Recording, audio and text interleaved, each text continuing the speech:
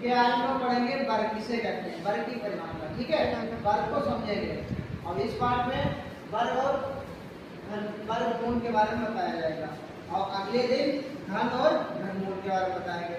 तो सबसे पहले अगर आपसे कोई पूछते कि वर्ग किसे कहते हैं, तो पूछेगा 5 का वर्ग बता दो 25, 7 का वर्ग बता दो 49, लेकिन कोई उसकी परिभाषा पूछे तो इस प्रकार से परिभाषा बता देना कि जब किसी संख्या को उसी संख्या से गुणा करते हैं तो प्राप्त गुणनफल उस संख्या का वर्ग कहलाता है।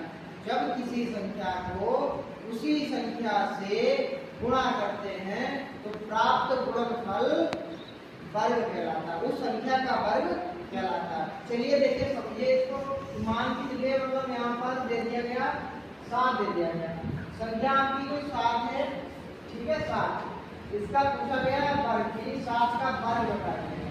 तो यही आ गया जब किसी संख्या को संख्या एक साथ यहाँ पर जब किसी संख्या को उसी संख्या से गुणा करते हैं, मतलब ये जो 7 संख्या दी गई है इसी से गुणा करेंगे, ठीक है, गुणा करते हैं तो प्राप्त गुणनफल उस संख्या का वर्ग कहलाता है।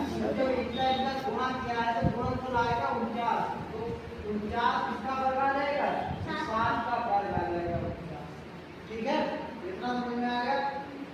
अब इसका उल्टा रूप जो है वो वर्गमूल हो जाता है। तो पूछेगा 7 वो 49 का वर्गमूल 7, ठीक है। तो परिभाषा के पास किया तो यही बता देना जब किसी संख्या को उसी संख्या से गुणा करते हैं प्राप्त गुणनफल उस संख्या का वर्ग कहलाता है। उस संख्या का मतलब यहाँ पर कोई भी संख्या हो सकती है, ठीक है, समझ में आया।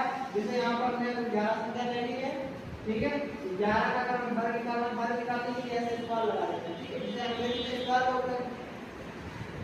इस संख्या को उसी संख्या कोई भी संख्या का अगर हमें वर्ग निकालना है तो उसको गुणा करके और जो भी गुणनफल आता है वही क्या हो जाएगा उसका वर्ग।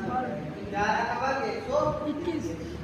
अब इसके वर्ग निकालने के तरीके विभिन्न प्रकार के हैं, कई तरीके हैं, उसमें हम आपको एक तरीका बता रहे हैं, एक के साथ 3 तरीका बताएंगे।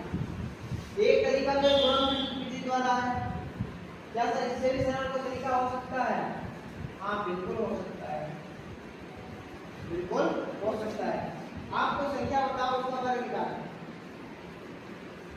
कोई बड़ी हो या छोटी हो, जैसे कि बात समझ में आए सारे निकल रहा है।